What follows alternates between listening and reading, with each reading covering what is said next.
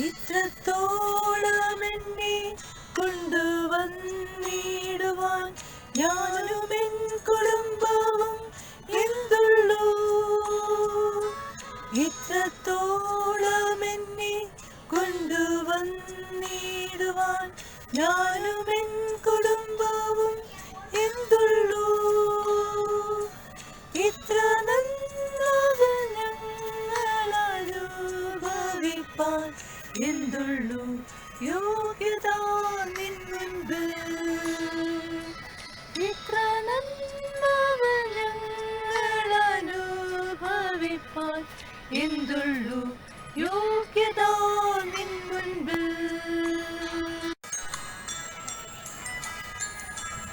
ഇത്രത്തോളം എന്നെ ആഴമായി സ്നേഹിപ്പാൻ ഞാനും എൻ കുടുംബവും എന്തുള്ളൂ. ഇത്രത്തോളം എന്നെ ആഴമായി സ്നേഹിപ്പാൻ ഞാനും എൻ കുടുംബവും എന്തുള്ളൂ. ഇത്ര ശ്രേഷ്ഠമായതെല്ലാം തന്നിടുവാൻ എന്തുള്ളൂ യോഗ്യത നിൻ മുൻപിൽ. ഇത്ര ശ്രേഷ്ഠമായതെല്ലാം തന്നിടുവാൻ എന്തുള്ളൂ യോഗ്യത നിൻ മുൻപിൽ. ഇത്രത്തോളം എൻ്റെ ഭാവിയെ കരുതാൻ ഞാനും എൻ കുടുംബവും എന്തുള്ളൂ. ഇത്രത്തോളം എൻ്റെ ഭാവിയെ കരുതാൻ ഞാനും എൻ കുടുംബവും എന്തുള്ളൂ. ഇത്രത്തോളം എന്നെ അത്ഭുതമാക്കുവാൻ എന്തുള്ളൂ യോഗ്യത നിൻ മുൻപിൽ. ഇത്രത്തോളം എന്നെ അത്ഭുതമാക്കുവാൻ എന്തുള്ളൂ യോഗ്യത നിൻ മുൻപിൽ.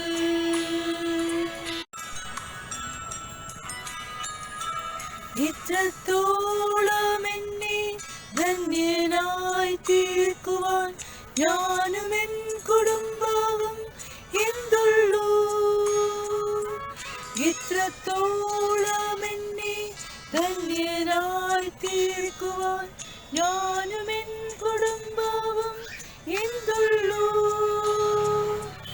ഇത്രത്തോളം എന്നെ കാത്തു സൂക്ഷിക്കുവാൻ എന്തുള്ളൂ യോഗ്യത നിൻ മുൻപിൽ.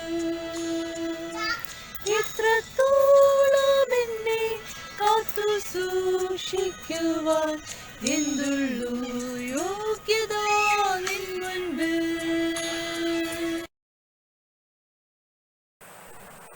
നമുക്ക് പ്രാർത്ഥിക്കാം. കാരുണ്യവാനായ കർത്താവേ, നല്ല ദൈവമേ, ഈ വിശുദ്ധ ദിവസത്തിൻ്റെ നല്ല പ്രഭാതത്തിനായി സ്തോത്രം. കഴിഞ്ഞ രാത്രിയിൽ ഞങ്ങൾക്കെല്ലാവർക്കും വിവിധ ഭവനങ്ങളിൽ നല്ല വിശ്രമവും നല്ല പരിപാലനവും നല്ല ഉറക്കവും ഒക്കെ തന്നതിനാൽ സ്തോത്രം. ഈ വിശുദ്ധ ദിവസത്തിൽ വിവിധ ആലയങ്ങളിൽ വിവിധ ഭവനങ്ങളിൽ ഇരുന്ന് ആരാധിക്കുന്ന എല്ലാ ജനത്തെയും നീ അനുഗ്രഹിക്കണമേ. പ്രാർത്ഥിക്കുവാനും പാടുവാനും തിരുവചനം കേൾക്കുവാനും കർത്താവെ എല്ലാ ദൈവമക്കളെയും സഹായിക്കണമേ എന്ന് പ്രാർത്ഥിക്കുന്നു. അടിയൻ്റെ വായിലെ വാക്കുകൾ, ഞങ്ങളുടെ ഹൃദയത്തിലെ ചിന്തകൾ, ഞങ്ങളുടെ ഈ പകൽക്കാലത്തെ ധ്യാനം അവിടത്തേക്ക് മാത്രം പ്രസാദകരമായിരിക്കണമേ. പിതാവിൻ്റെയും പുത്രൻ്റെയും പരിശുദ്ധാത്മാവിൻ്റെയും നാമത്തിൽ തന്നെ ആമേൻ. ദൈവത്തിൻ്റെ അതിപരിശുദ്ധ നാമം വാഴ്ത്തപ്പെടുമാറാകട്ടെ. ഇന്ന് തിയോളജിക്കൽ എഡ്യൂക്കേഷൻ ഞായറാഴ്ചയായി ആചരിക്കുന്ന ദിവസമാണ്.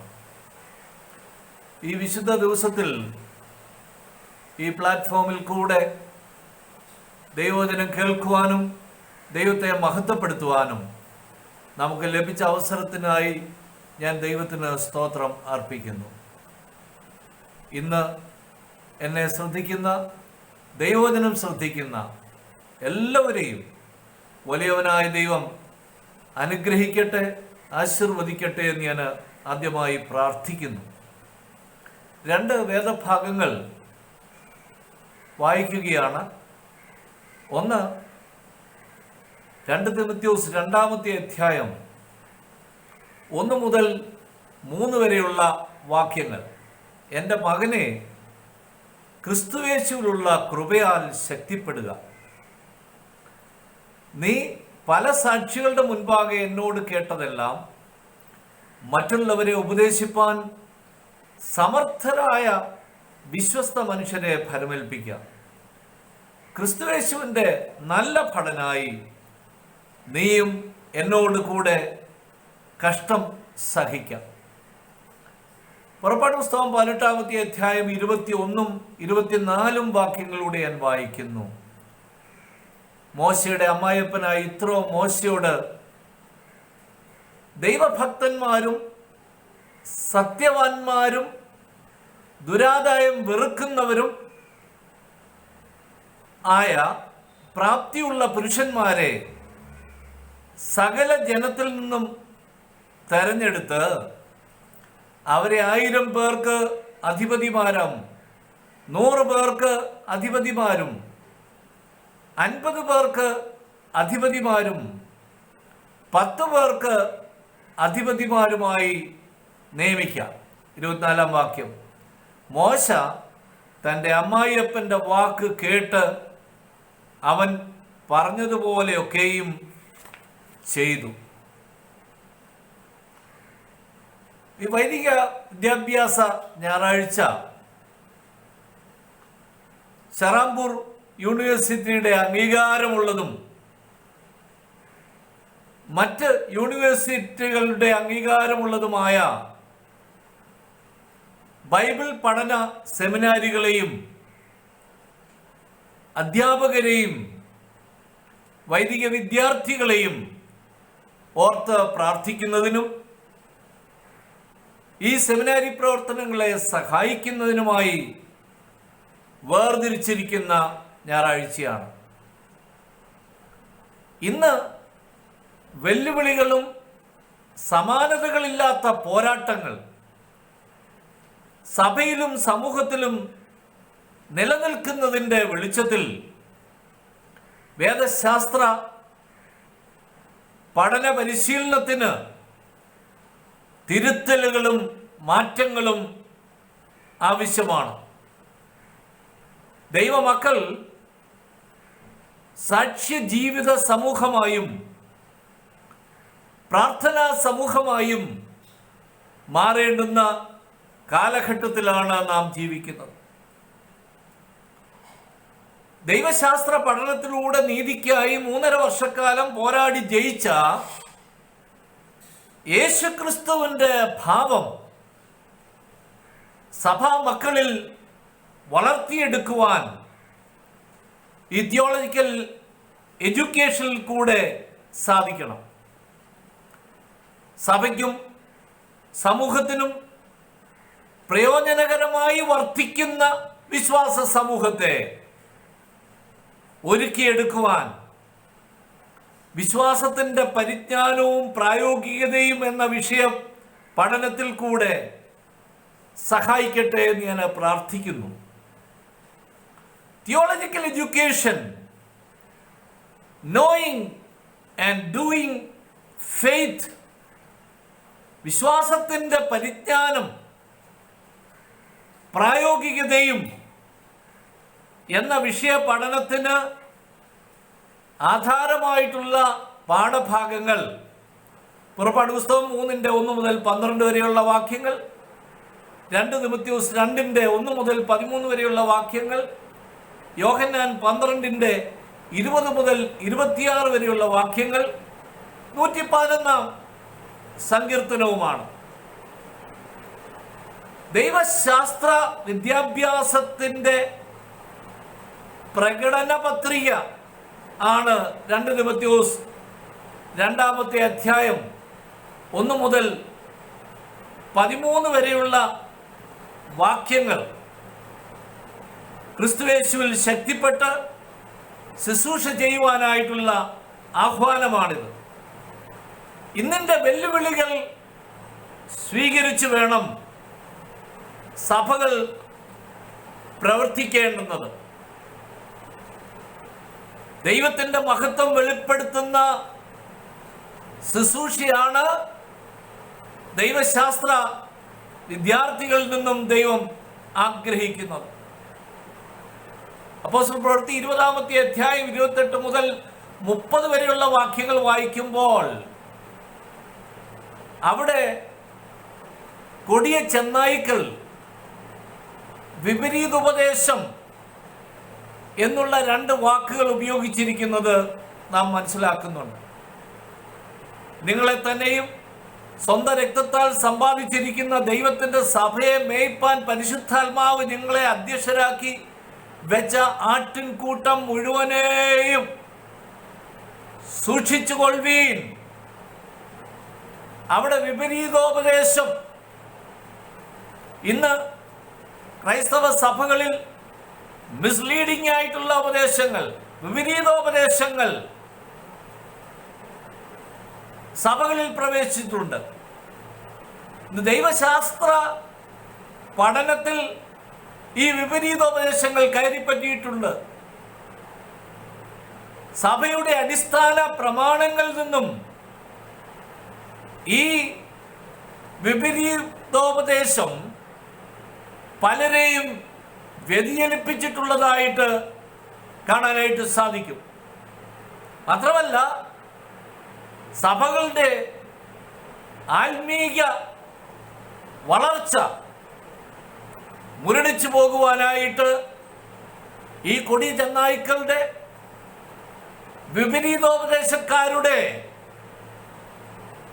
പഠനം അത് മുഖാന്തരമായി തീർന്നിട്ടുണ്ട് എന്നുള്ളത് നാം പ്രത്യേകം ഓർക്കേണ്ടുന്നത് വളരെ ആവശ്യമാണ്.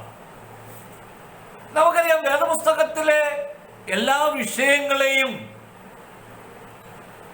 10 വിഭജിച്ച് പഠിച്ചു വരുന്നുണ്ട്. തിയോളജി, ദൈവശാസ്ത്രം; ക്രിസ്റ്റോളജി, ക്രിസ്തുശാസ്ത്രം; ന്യൂമറ്റോളജി, ആത്മശാസ്ത്രം; സൊറ്റീരിയോളജി, രക്ഷാശാസ്ത്രം; എക്ലീസിയോളജി, സഭാശാസ്ത്രം; ആന്ത്രപ്പോളജി, മനുഷ്യശാസ്ത്രം; ഹമാർത്തിയോളജി, പാപശാസ്ത്രം; ബിബ്ലിയോളജി, വേദപുസ്തക ശാസ്ത്രം; ഏഞ്ചലോളജി, ദൂതശാസ്ത്രം; എസ്കറ്റോളജി, ഭാവിശാസ്ത്രം. ഇങ്ങനെ 10 വിഭാഗമായിട്ട് വേർതിരിച്ച് വേദപുസ്തകം പഠിപ്പിക്കുന്നു, പഠിച്ചു വരുന്നുണ്ട്. ഇത് മുഴുവനായിട്ട് പഠിപ്പിക്കുന്ന വിഭാഗത്തിനാണ് നമ്മൾ സാധാരണ സിസ്റ്റമാറ്റിക് തിയോളജി, സമ്പൂർണ്ണ ദൈവശാസ്ത്രം എന്ന് പറയുന്നത്. ഞാൻ മുമ്പേ പറഞ്ഞതുപോലെ സഭകളിൽ liberation theology, God is dead theology, black theology, അതുപോലെ ലിബറേഷൻ ഡെവലപ്മെന്റ് തിയോളജി, അങ്ങനെ പല തിയോളജികൾ ഈ കാലഘട്ടത്തിൽ വൈദിക സെമിനാരിയിൽ കൂടെ പഠിപ്പിച്ച് അതിൻ്റെ പ്രവർത്തനം സഭകളിലേക്ക് കടന്നു വന്നിട്ടുണ്ട്.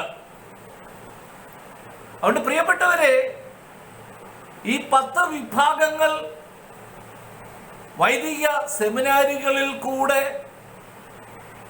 സമ്പൂർണമായിട്ട് ശക്തമായിട്ട് പഠിപ്പിക്കാനായിട്ട് കഴിയണം. അതിനാണ് ഈ ഉപദേശവരമെന്ന് റോമർ 6:16-18 1 കൊരിന്ത്യർ 14:26 അപ്പോസ്തല പ്രവൃത്തി 13:1 റോമർ 12:7 1 തിമോഥെയോസ് 5:17 എഫേസ്യർ 4:11 1 തിമോഥെയോസ് 4:16 ഒക്കെ നമ്മൾ വായിക്കുന്നത്.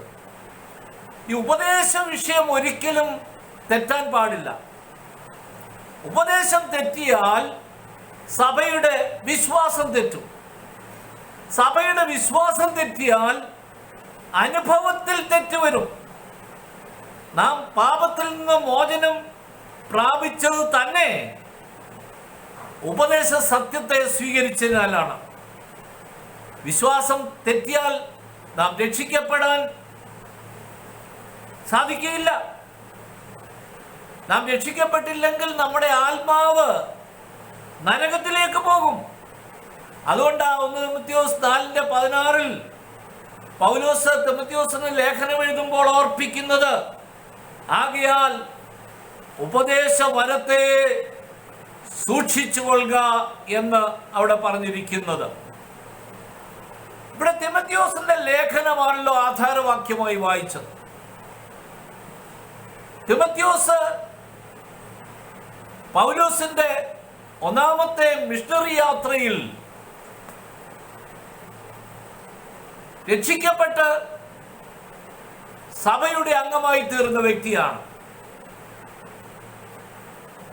തിമോഥെയോസിന് വേണ്ടുന്ന പ്രോത്സാഹനം പൗലോസ് തന്റെ മിഷണറി പ്രവർത്തന യാത്രയിൽ എപ്പോഴും നൽകിയിരുന്നു എന്നുള്ളത് നാം പ്രത്യേകം ഓർക്കണം. ഈ തിമോഥെയോസിന്റെ 2 ലേഖനങ്ങളും തീത്തോസിന്റെ ലേഖനവും ഇടയ ലേഖനങ്ങൾ എന്ന് പറയുന്ന വിഭാഗത്തിലാണ് ചേർത്തിരിക്കുന്നത്. ഈ ലേഖനത്തിൽ matters of church government and organisation, സഭാ ഭരണത്തെക്കുറിച്ച്, സഭാ സംഘടന ഭരണത്തെക്കുറിച്ച് ഈ തിമോഥെയോസിന്റെ ലേഖനത്തിൽ പൗലോസ് തിമോഥെയോസിനെ ഓർപ്പിക്കുന്നുണ്ട്. AD 67-68 കാലഘട്ടത്തിൽ റോമിൽ വെച്ച് ഈ ലേഖനം എഴുതിയെന്നാണ് വിചാരിക്കപ്പെടുന്നത്. എന്തിനാ ഈ ലേഖനം എഴുതിയത്? To maintain the faith. ദൈവത്തിന്റെ മക്കൾ to be brave and patient. മാത്രമല്ല, be strong as a Christian and a minister of Christ.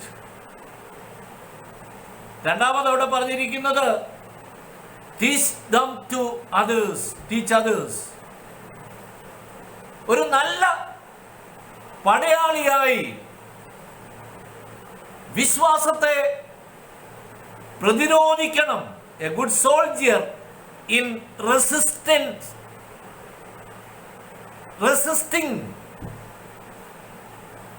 A believer is a defender of the faith. വിശ്വാസത്തെ പ്രതിരോധിക്കുന്നവനാണ് ഒരു വിശ്വാസി എന്ന് പറയുന്നത്. വിശ്വാസത്തിന്റെ ശത്രു, the enemies of the faith, നമ്മുടെ ചുറ്റുപാടുകൾ കാണുന്ന സകല തിന്മകൾ, all evils, അതിനെ പ്രതിരോധിക്കുവാനായിട്ട് ഒരു വിശ്വാസ വീരന് സാധിക്കണം. ഒരു വേദപുസ്തക വിദ്യാർത്ഥിക്ക് കഴിയണം. ഒരു തിയോളജിയന് കഴിയണം എന്നുള്ളത് പൗലോസ് ഈ വാക്യങ്ങളിൽ കൂടെ ഓർപ്പിക്കുന്നതായിട്ടാണ് നാം വായിക്കുന്നത്. അതുകൊണ്ട് ക്രിസ്തുയേശുവിലുള്ള കൃപയാൽ തിമോഥെയോസെ ശക്തിപ്പെടുക, ക്രിസ്തുവിന്റെ ഒരു നല്ല ഭടനായിട്ട് നീ തീരുക. കർത്താവ് നിനക്ക് സകലത്തിലും ബുദ്ധി തരും. നാം അവിശ്വസ്തനായിരുന്നാലും അവൻ വിശ്വസ്തനായിട്ട് പാർക്കും. ശുശ്രൂഷയിൽ ബലപ്പെടുത്തുന്ന കാര്യങ്ങൾ പൗലോസ് എടുത്തു പറയുകയാണ് ചെയ്യുന്നത്. Theological education that receive strength from Christ. ക്രിസ്തുവിൽ നിന്ന് ശക്തി നേടുന്നതായിരിക്കണം ദൈവശാസ്ത്ര പഠനം. ക്രിസ്തുവുമായി അഭേദ്യമായിട്ടുള്ള ബന്ധം ശിഷ്യത്വത്തിന് അനിവാര്യമാണ് എന്ന് പൗലോസ് ഓർപ്പിക്കുന്നു. ക്രൈസ്തവ ശുശ്രൂഷകൾ വെല്ലുവിളികൾ നിറഞ്ഞതാണ്. അതിനെ അതിജീവിക്കണമെന്നുണ്ടെങ്കിൽ ദൈവത്തിന്റെ കരുതൽ, ദൈവത്തിന്റെ പ്രൊട്ടക്ഷൻ ആവശ്യമാണ്. ആദിമസഭ പ്രതിസന്ധികളെ അതിജീവിച്ച ആ മാതൃകയാണ് ക്രൈസ്തവ സഭകൾ ഇന്നും പിന്തുടരേണ്ടുന്നത് എന്ന് വിശുദ്ധ വേദപുസ്തകം ഓർപ്പിക്കുന്നു. മാത്രമല്ല, ദൈവവചനം പഠിപ്പിക്കുന്ന ആളുകൾക്ക് ആവശ്യമായിട്ടുള്ള ഒന്നാണ് വിശ്വസ്തത. ഗ്രഹവിചാരകന്മാരിൽ ആഗ്രഹിക്കുന്നതോ അവർ വിശ്വസ്തരായിരിക്കണം. അതുകൊണ്ട് വിശ്വസ്തത മുഖമുദ്രയായിരിക്കുന്നവർക്ക് മാത്രമേ ദൈവിക ശുശ്രൂഷയിൽ നിലനിൽക്കുവാനായിട്ട് കഴിയുള്ളൂ എന്ന് പൗലോസ് ഓർപ്പിക്കുന്നുണ്ട്. മോശയെക്കുറിച്ച് എബ്രായ ലേഖനം 3-ാമത്തെ അധ്യായത്തിൽ നാം വായിക്കുന്നുണ്ട്. മോശ ദൈവഭവനത്തിലൊക്കെയും വിശ്വസ്തനായിരുന്നു. അതുപോലെ നാമും വിശ്വസ്തരായിരിക്കണം. പൗലോസ് തിമോഥെയോസ് 2-ാമത്തെ ലേഖനത്തിൽ 2-ാമത്തെ അധ്യായത്തിൽ 2-ാമത്തെ വാക്യത്തിൽ വിശ്വസ്ത വേലക്കാരെ അന്വേഷിക്കുന്നു. ദൈവവചനം പഠിപ്പിക്കണമെന്നുള്ളത് ദൈവത്തിൻ്റെ കൽപ്പനയാണ് എന്നും അവിടെ ഓർപ്പിക്കുന്നുണ്ട്. തിമോഥെയോസ് ആരായിരുന്നു?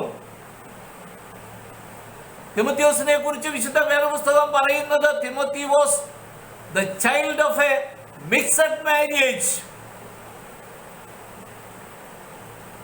അവനൊരു ശിഷ്യനായിരുന്നു. അവൻ്റെ അമ്മ യൂനിക്ക വിശ്വാസമുള്ള ഒരു സ്ത്രീയായിരുന്നു. ലോവീസ് ആയിരുന്നു അവൻ്റെ വല്യമ്മ. അവൻ്റെ അപ്പനൊരു യവനനായിരുന്നു.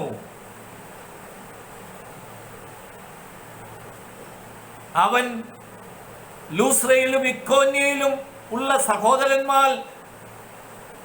സഹോദരന്മാരാൽ നല്ല സാക്ഷ്യം കൊണ്ടവരായിരുന്നു. പൗലോസ് ആയിരിക്കണം തിമോഥെയോസിനെ 1-ാമത്തെ മിഷണറി യാത്രയിൽ വിശ്വാസത്തിലേക്ക് നടത്തിയത്.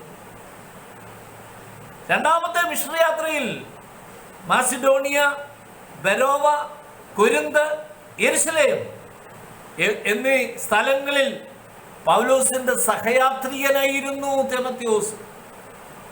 മക്കദോന്യ, കൊരിന്ത് എന്നീ സ്ഥലങ്ങളിൽ പൗലോസിന്റെ പ്രതിനിധിയായിട്ട് അയക്കപ്പെട്ടവനാണ് തിമോഥെയോസ്.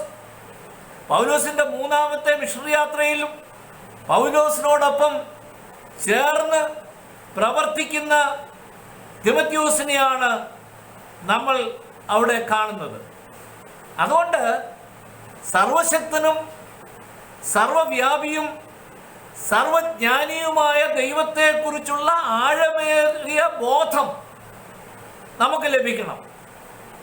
ആ ബോധത്തിനനുസരിച്ച് ചുമതലാബോധത്തോടു കൂടെ പ്രവർത്തിപ്പാനായിട്ട് ദുരുപദേശങ്ങളെ തിരിച്ചറിഞ്ഞ് പൂർണ്ണതയ്ക്ക് വേണ്ടി തയ്യാറാകുവാനും വേണ്ടിയാണ് എല്ലാ വർഷവും ഈ തിയോളജിക്കൽ സൺഡേ സഭകൾ പ്രത്യേകം വേർതിരിച്ച് ആചരിക്കുന്നത്. പറയുകയും അറിയുകയും പ്രവർത്തിക്കുകയും ചെയ്ത വിശ്വാസമാണിത്. Knowing and doing faith. ദൈവവചനം പഠിക്കണമെന്നുള്ളത് ദൈവത്തിൻ്റെ കൽപ്പനയാണ്. It is a command. ആവർത്തനം 6-ാം 6 മുതൽ 8 വരെയുള്ള വാക്യങ്ങൾ, യോശുവ 1-ന്റെ 8-ാമത്തെ വാക്യം, യോഹന്നാൻ 8-ന്റെ 31 വായിക്കുമ്പോൾ ഈ ന്യായപ്രമാണ പുസ്തകത്തിലുള്ളത് നിന്റെ വായിൽ നിന്ന് നീങ്ങിപ്പോകരുത്, അതിലെഴുതിയിരിക്കുന്നത് പോലെയൊക്കെയും പ്രമാണിച്ച് നടക്കേണ്ടതിന് നിരാവും പകലും അത് ധ്യാനിച്ചുകൊണ്ടിരിക്കണം. എന്നാൽ നിന്റെ പ്രവൃത്തി സാധിക്കും, നീ കൃതാർത്ഥനായി തീരും എന്ന് ഓർപ്പിക്കുന്നുണ്ട്. വചനത്തിൽ നിലനിൽക്കണം. തന്നെ അനുഗമിച്ച ശിഷ്യന്മാരോട് കർത്താവ് പറഞ്ഞതാണ്, യഹൂദന്മാരോട് പറഞ്ഞത്, എൻ്റെ വചനത്തിൽ നിലനിൽക്കുന്നു എങ്കിൽ നിങ്ങൾ വാസ്തവമായി എൻ്റെ ശിഷ്യന്മാർ. നിലനിൽക്കുക എന്ന് പറഞ്ഞാൽ അനുസരിക്കുക, വചനത്തെ പരിശീലിക്കുക, വചനം പ്രായോഗികമാക്കുക. പഠിച്ചാൽ മാത്രം പോരാ, വചനം അനുസരിക്കണം. യാക്കോബ് 1:21-22 അതാ പറയുക, receive and obey the word of God എന്നാ പറയുന്നത്. കേൾക്ക മാത്രം ചെയ്ത് നിങ്ങളെ തന്നെ ചതിക്കരുത്. ഇതാണ് യാക്കോബ് പഠിപ്പിക്കുന്നത്.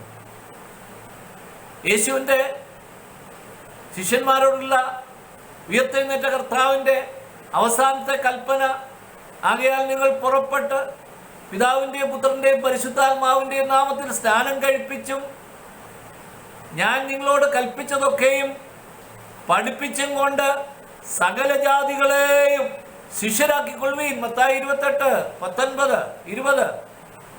മത്തായി 24:35 വാക്യത്തിൽ പറയുന്നുണ്ട്, ആകാശവും ഭൂമി ഒഴിഞ്ഞു പോകും, ദൈവത്തിൻ്റെ വചനമോ മാറിപ്പോകുന്നില്ല.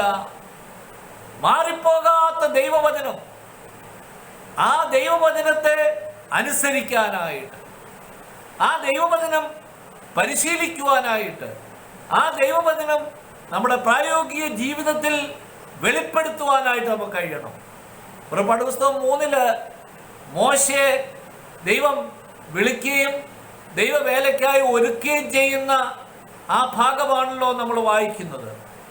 മോശയോട് പറയുന്നു, ഞാനാകുന്നവൻ ഞാനാകുന്നു എന്ന് നീ പറയണം. ദൈവവചനം കേന്ദ്രീകൃതമായിട്ടാണ് ഇസ്രായേൽ ജനം മരുഭൂമിയിൽ കൂടെ നടത്തപ്പെട്ടത്. പെറുപിറുത്തെങ്കിലും ദൈവത്തിൻ്റെ വചനം അനുസരിച്ചാണ് ഓരോ ദിവസവും ഇസ്രായേൽ മക്കളെ മുമ്പോട്ട് മോശയിൽ കൂടെ നയിച്ചത്. മോശ പഠിപ്പിച്ചതായിട്ടുള്ള ദൈവത്തിൻ്റെ ന്യായപ്രമാണത്തിൽ ഇസ്രായേൽ മക്കൾ വിശ്വസിച്ച് അവർ മുൻപോട്ട് യാത്ര ചെയ്യുന്നു എന്ന് നമ്മൾ അവിടെ വായിക്കുന്നുണ്ട്. ഇന്ന് നമ്മുടെ കുടുംബങ്ങളെ പണിയുവാനായിട്ടുള്ള ദൈവത്തിൻ്റെ വചനമായിരിക്കണം നമ്മുടെ കുടുംബങ്ങളെ പണിയുന്നത്. സഭകളുടെ ആത്മീയമായിട്ടുള്ള ഭൗതികമായിട്ടുള്ള വളർച്ചയ്ക്ക് പ്രധാന കാരണം ദൈവവചന ബോധനമാണ്. മതബോധനം ഒരിക്കലും നിർത്തരുത്. Christian education must be Christ centred. ക്രിസ്തു കേന്ദ്രീകൃതമായിട്ടുള്ള മതബോധനം, ക്രിസ്തുവിനെ മാറ്റി വെച്ചുകൊണ്ട് മറ്റെന്തെങ്കിലുമൊക്കെ പഠിപ്പിച്ച് ജനത്തെ ആത്മീയ ജീവിതത്തിൽ നിന്ന് അകറ്റുന്ന പ്രവണത ഇന്ന് കാണുന്നുണ്ട്. വിപരീത ഉപദേശങ്ങൾ പഠിപ്പിച്ച്. എന്നാൽ പ്രിയപ്പെട്ടവരെ, വേദപുസ്തകം എന്തിനാണ് സഭകളെ പ്ലാൻ ചെയ്തതെന്ന് ചോദിച്ചാൽ, ആത്മാക്കൾ വളരണം, ആത്മാക്കളെ വളർത്തിയെടുക്കണം. സോൾ വിന്നിങ് മിനിസ്ട്രിയാണ് ഈ തിയോളജിക്കൽ സ്റ്റഡീസിൽ കൂടെ ദൈവം ആഗ്രഹിക്കുന്നത് എന്ന് അടിവരയിട്ട് ഞാൻ ഓർപ്പിക്കുവാനായിട്ട് ആഗ്രഹിക്കുക. തിമോത്തിയോസിനെ ഒരുക്കുന്നത്, പൗലോസിന്റെ ആത്മീയ പുത്രനായ തിമോത്തിയോസിന് ദൈവവചന ബോധനം നൽകുന്നതായിട്ടാണ് നമ്മളവിടെ വായിക്കുന്നത്. അവൻ മിഷണറി പ്രവർത്തനത്തിന് സമർത്ഥനായിരുന്നു, നല്ല സാക്ഷ്യമുള്ളവനായിരുന്നു. അതുകൊണ്ടാണ് പൗലോസ് തിമോത്തിയോസിനെ തൻ്റെ സഹയാത്രികനായി സഹപ്രവർത്തകനായി മുമ്പോട്ട് കൊണ്ടുപോയത് എന്നുള്ളത് നാം പ്രത്യേകം ഓർക്കണം. മകൻ അപ്പന് ചെയ്യുന്നത് പോലെ സുവിശേഷ ഘോഷണത്തിൽ തിമോത്തിയോസിനെ പൗലോസിനോടൊപ്പം ശുശ്രൂഷ ചെയ്തു എന്നാണ് നമ്മൾ അവിടെ വായിക്കുന്നത്. അതുകൊണ്ട് തിമോത്തിയോസും കുടുംബവും ക്രിസ്തീയ വിശ്വാസത്തിലേക്ക് വന്നത് പൗലോസിൻ്റെ ലൂസ്രയിലുള്ള മിഷണറി പ്രവർത്തനത്തിൽ കൂടെയാണ് എന്നുള്ളത് നാം പ്രത്യേകം ഓർക്കണം. അതുകൊണ്ട് അപ്പോസ്തലന്മാരെ ഒരുക്കുന്ന യേശുവിൻ്റെ മിനിസ്ട്രിയെക്കുറിച്ച് യോഹന്നാൻ 12 നമ്മൾ വായിക്കുന്നുണ്ട്.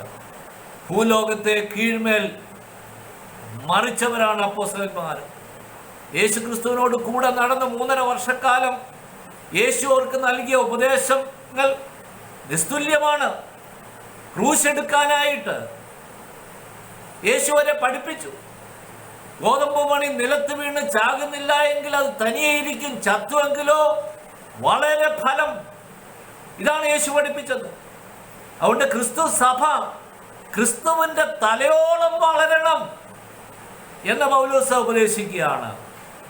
ദൈവവചനത്തിൽ വളരാനായിട്ട് സഭയിൽ ദൈവം പലതരത്തിലുള്ള ശുശ്രൂഷകൾ തൻ്റെ വേലക്കാർക്ക് നൽകുന്നു. അതാ അപ്പോസ്തലന്മാർ പ്രവാചകന്മാർ, സുവിശേഷകന്മാർ, ഇടയന്മാർ, ഉപദേഷ്ടാക്കന്മാർ എന്ന എഫേസ്യ ലേഖനം 4-ാമത്തെ അധ്യായത്തിൽ പറയുന്ന ഈ 5 കൂട്ടം ആളുകൾ, പ്രിയരെ, ദൈവവചന ബോധനത്തിൽ നാം വളരണം. ഭരണകർത്താക്കളെ അല്ല സഭയ്ക്ക് ആവശ്യം, ശുശ്രൂഷകരെയാണ് സഭയ്ക്ക് ആവശ്യം. അതുകൊണ്ട് ക്രിസ്തുയേശുവിൽ ശക്തിപ്പെട്ട് നല്ല ഭടനായി കർത്താവിന് വേണ്ടി കഷ്ടത സഹിച്ച് വചനത്തിൽ വളർന്ന് പ്രായോഗിക ജീവിതത്തിൽ കർത്താവിനെ മഹത്വപ്പെടുത്തുവാൻ, കർത്താവിന് മഹത്വം കൊടുക്കുവാൻ പരിശുദ്ധാത്മാവാം ദൈവം എല്ലാവരെയും സഹായിക്കട്ടെ. പൗലോസ് തിമോഥെയോസിനോട് പറഞ്ഞ്, എൻ്റെ മകനെ, ക്രിസ്തുയേശുവിലുള്ള കൃപയാൽ ശക്തിപ്പെടുക. നീ പല സാക്ഷികളുടെ മുമ്പാകെ എന്നോട് കേട്ടതെല്ലാം മറ്റുള്ളവരെ ഉപദേശിക്കുവാൻ സമർത്ഥരായ വിശ്വസ്ത മനുഷ്യരെ ഫലമേൽപ്പിക്കാം. ക്രിസ്തുയേശുവിൻ്റെ നല്ല ഭടനായി നീയും എന്നോടുകൂടെ കഷ്ടം സഹിക്കുക. ഈ വചനങ്ങളാൽ ദൈവം നമ്മെ ഓരോരുത്തരെയും അനുഗ്രഹിക്കട്ടെ. ഈ വചനം കേട്ട എല്ലാവരും അനുഗ്രഹീതരായി ദൈവവചനം അനുസരിച്ച്, ദൈവവചനം പഠിച്ച്, ദൈവവചനത്തിനനുസരിച്ച് സാക്ഷികളായി പ്രായോഗിക ജീവിതത്തിൽ ആ ദൈവസ്നേഹം വെളിപ്പെടുത്തി ജീവിപ്പാൻ ദൈവത്തിൻ്റെ പരിശുദ്ധാത്മാവ് നമ്മെ സഹായിക്കട്ടെ. ആമേൻ, ആമേൻ, ആമേൻ. Praise the Lord. ആമേൻ.